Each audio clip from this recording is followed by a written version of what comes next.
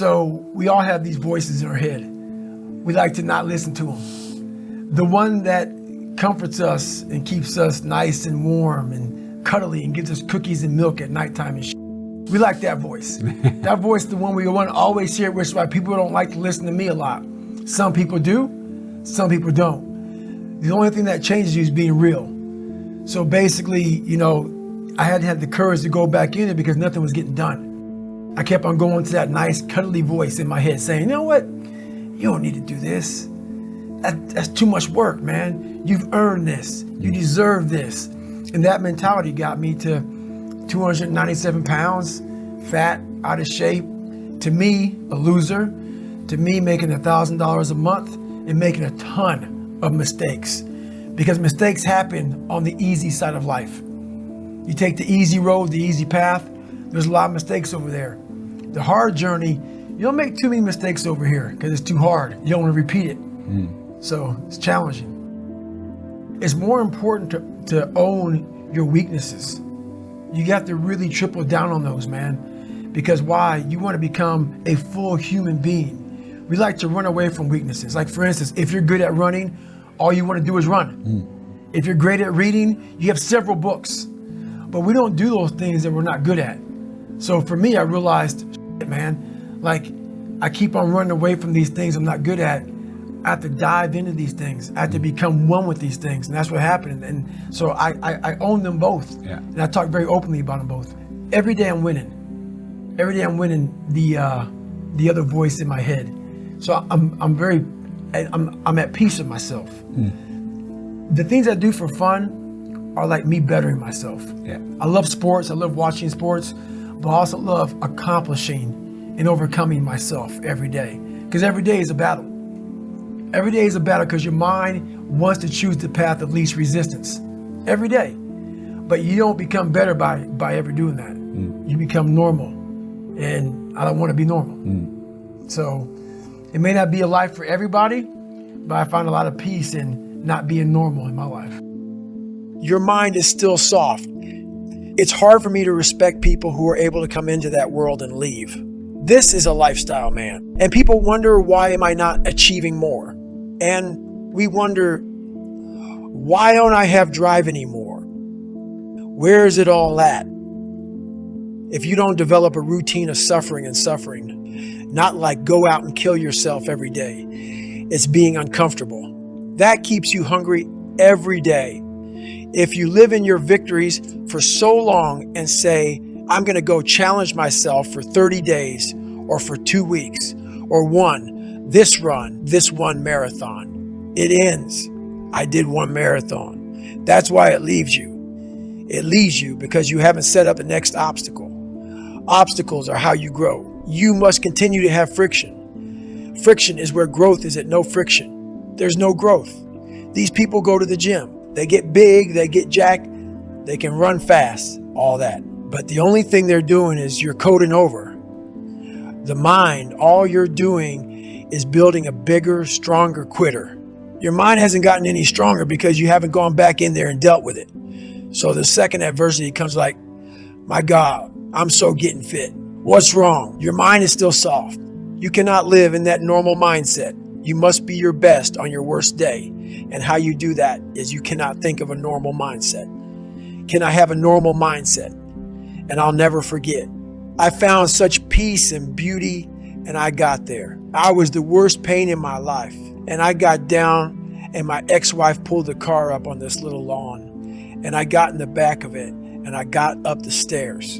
I'm not going to go through the whole story, but I remember laying in the tub, and she put the shower on me, and I ran 101 miles in like 19 hours. And I was like peeing dirt out of me, and I'm sitting there, and I'm jackhammering, and my body is just the most broken it's ever been, even to this day. And this feeling came over me, call it crazy if you want, but very few people, I guarantee you've ever felt this before, to push themselves so far outside of what they thought was even possible, even for me.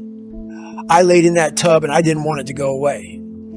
I had drained myself of every bit of strength, energy I had. It was the best feeling I had in my life.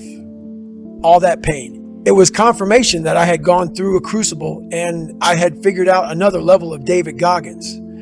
a level that I thought was humanly impossible for anybody to do. When I was at mile 70 and pissed all over myself and had 30 more miles to go and I was damn near dead, and I was able to go 31 more miles.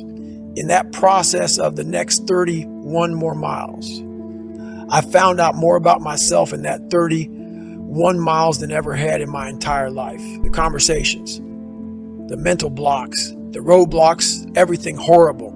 It was just feeding at me like light speed, get thee out of here, man. Like I was able to figure out different tactics. And when I finally got done with that and I laid in that tub and it was over the feeling of, my God, man, you just really discovered a whole new world, a whole new part of the brain that guaranteed very few people have. So it's a feeling I can't even describe. You learn from people who are willing to tell you, this is where I started from. This is how much I fell on my ass. This is how bad I used to really be. I still have those moments because why? You're human. We're all jacked up, man. And that's what makes my story relatable. I'm willing to let you in to see I'm decently successful now, but I didn't come out like this, man. That's the story. Is you have to give people just a little bit of hope. There's no hope when they didn't see greatness in you everywhere. You have to be able to get yourself down to a level of check it out, man. There's hope for you. That's all I'm trying to give you, just a little bit. I think pushing yourself physically is the number one factor of life. That is the true spot where you can really dive deep into. Life's about self-discipline. It is about self-discipline. We tend to do the things that are easy. And that is it builds no mental toughness. It builds no mental hardening. It builds nothing. When you working out is where you can build that the fastest. Because it's a constant, it gives you instant feedback. Yeah, you may not lose the weight you want to real fast, but the discipline it takes, it transfers over to all aspects of your life. It's not, people don't, man, why are you always working out? Stop looking at it that way. This is the foundation of life. The first thing you see is your reflection. If you don't like what you see in the morning, you lost the war already. It's not about even liking what you see.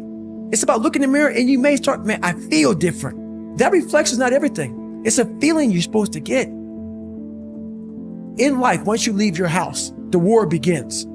In your house, you have some control. And that reflection in the mirror, you have to control that reflection in the mirror. That's how you start your day. If you leave your house feeling like, okay, I can fight. I've established the mentality to fight. And that all that comes from working out. It's not just from, you can't find that in the office. Our culture has become hooked on the quick fix, the life hack efficiency. Everyone is on the hunt for that simple action algorithm that nets maximum profit with the least amount of effort. There's no denying this attitude may get you some of the trappings of success if you're lucky, but it will not lead to a callous mind or self-mastery. If you want to master the mind and remove your governor, you'll have to become addicted to hard work, because passion and obsession, even talent, are only useful tools if you have the work ethic to back them up. My work ethic is the single most important factor in all of my accomplishments. Everything else is secondary. And when it comes to hard work, whether in the gym or on the job, the 40 rule applies. To me, a 40-hour work week is a 40% effort. It may be satisfactory, but that's another word for mediocrity. Don't settle for a 40-hour work week. There are 168 hours in a week. That means you have the hours to put in that extra time at work without skimping on your exercise. It means streamlining your nutrition, spending quality time with your wife and kids. It means scheduling your life like you're on a 24-hour mission every single day. The number one excuse I hear from people as to why they don't work out as much as they want to is that they don't have time. Look, we all have work obligations. None of us want to lose sleep, and you'll need time with the family or they'll trip the fuck out. I get it. And if that's your situation, you must win the morning. When I was full-time with the SEALs, I maximized the dark hours before dawn. When my wife was sleeping, I would bang out a 6 to 10 mile run. My gear was all laid out the night before. My lunch was packed, and my work clothes were in my locker at work, where I shower before my day started at 7:30 a.m. On a typical day, I'd be out the door for my run just after 4 a.m. and back by 5:15 a.m. Since that wasn't enough for me, and because we only owned one car, I rode my bike. I finally got my own 25 miles to work. I'd work from 7:30 a.m. to noon and eat at my desk before or after my lunch break. During the lunch hour, I'd hit the gym or do a 4 to 6 mile beach run, work the afternoon shift, and hop on my bike for the 25-mile ride home. By the time I was home at 7 p.m., I'd have run about 15 miles, rocked 50 miles on the bike, and put in a full day at the office. I was always home for dinner and in bed by 10 p.m., so I could do it all over again the next day. On Saturdays, I'd sleep in until 7 a.m., hit a 3-hour workout, and spend the rest of the weekend with Kate. If I didn't have a race, Sundays were my active recovery days. I'd do an easy ride at a low heart rate, keeping my pulse below 110 beats per minute to stimulate healthy blood flow. Maybe you think I'm a special case or an obsessive maniac. Fine, I won't argue with you. But what about my friend Mike? He's a big-time financial advisor in New York City. His job is high pressure, and his workday is a hell of a lot longer than 8 hours. He has a wife and 2 kids, and he's an ultra runner. Here's how he does it. He wakes up at 4 a.m. every weekday, runs 60 to 90 minutes each morning while his family is still snoozing, rides a bike to work and back, and does a quick 30-minute treadmill run after he gets home.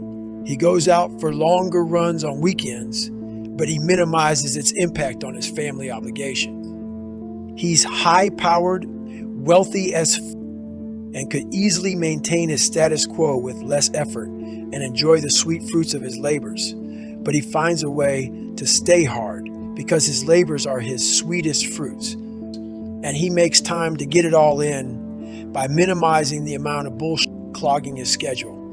His priorities are clear, and he remains dedicated to his priorities. I'm not talking about general priorities here either. Each hour of his week is dedicated to a particular task, and when that hour shows up in real time, he focuses 100% on that task. That's how I do it too, because that is the only way to minimize wasted hours. Evaluate your life in its totality. We all waste so much time doing meaningless bullshit. We burn hours on social media and watching television, which by the end of the year would add up to entire days and weeks if you tabulated time like you do your taxes. You should, because if you knew the truth, you'd deactivate your Facebook account stat and cut your cable. When you find yourself having frivolous conversations or becoming ensnared in activities that don't better you in any way, move the fuck on. When you're nothing, and change yourself into something like me, you call it happiness, peace, whatever the you want to call it. People are missing exactly what went on with David Goggins. Why don't you smile? I do. But I figured something out. That's why you'll never hear me say I'm missing something. I found it years ago. You find it in the suck. You find it in the suck, and you find it repeatedly in the suck, to the point where you know exactly who you are. Most people are missing something because they don't know who they are. They never examine themselves. They've never done this experiment on themselves. The lab rat, we're all lab rats, but you're also the scientist. You create your own self. Most people are missing something because there's so much trapped in there. I don't even want to say potential. I think that's word used out too much too. There's so much in you that God or wherever the hell you believe in, or if you're an atheist, in you that you have not unlocked. That you walk around with this gorgeous wife or great husband and all this money. You're like, God, I feel like I'm missing something. Yeah, because it's about 75% of you is still fucking in there. Still chained up because you just didn't want to find your willpower. Didn't want to find your soul, your will, your heart, your determination, your guts, your courage. And what that looks like, it looks scary. Like your little scary lab I went in. Scary.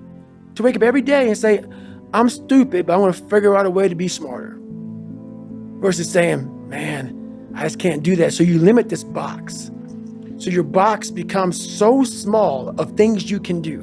My box wasn't even a box. It was a fucking little pinhole. And then through examining myself, getting some willpower, some courage, it became bigger than this table. But that's what we all do. That's why I wanted to come here today and talk to you about real shit. Not no fucking like hacks. There's no hacks, bro. It's you against you. You against you. And if you misunderstand that, you have a real problem. A real problem. I can understand you misunderstand me running down the street, shirt off. I can get it. I get it. If you misunderstand what I'm saying right now today, the problem is you. And you don't want to fix it.